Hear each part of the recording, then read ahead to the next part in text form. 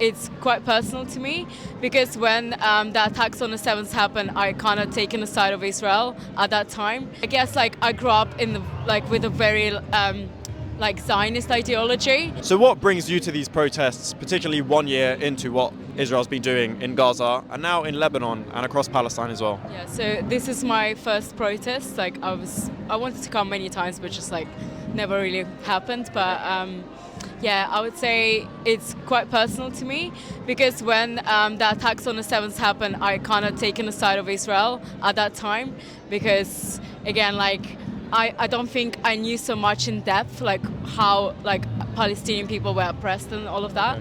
So, and in 2013 or 14, I actually visited Israel myself because I do have Russian Jewish ancestry.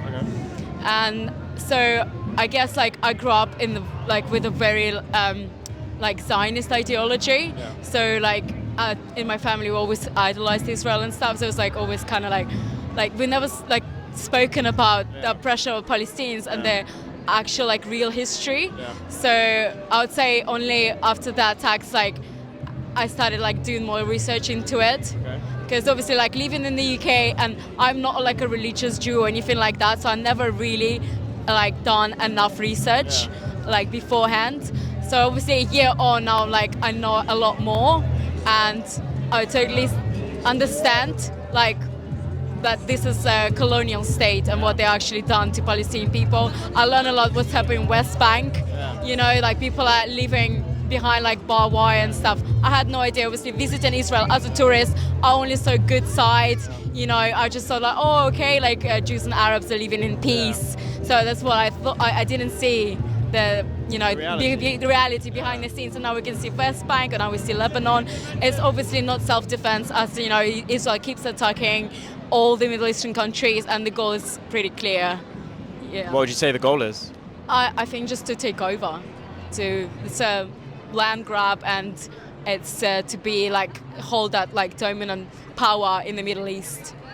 So and war, it's a continuous war because it makes money. So the UK keeps arming, Israel, same as US, just because it keeps making the money. So Okay. So your life experiences are very interesting. So I want to ask two questions simultaneously, which is how did the unlearning happen?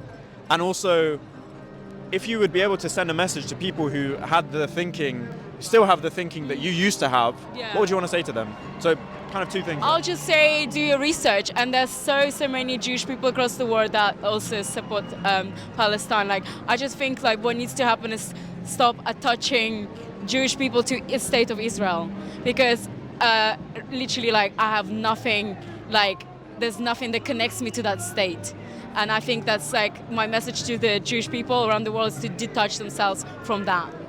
Very interesting. It was really lovely to see everyone get together today and in support of Palestine, Lebanon, and I think it's you don't have to be pro anything. You just have to be a human and be pro humanity, and that's what the march is all about.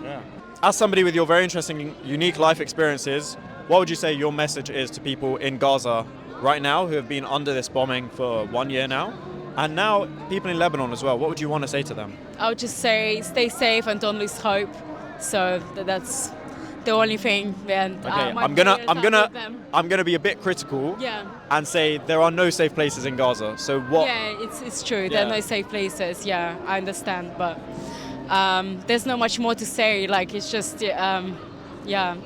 it's just to keep your hopes up and just hopefully we will have a ceasefire soon.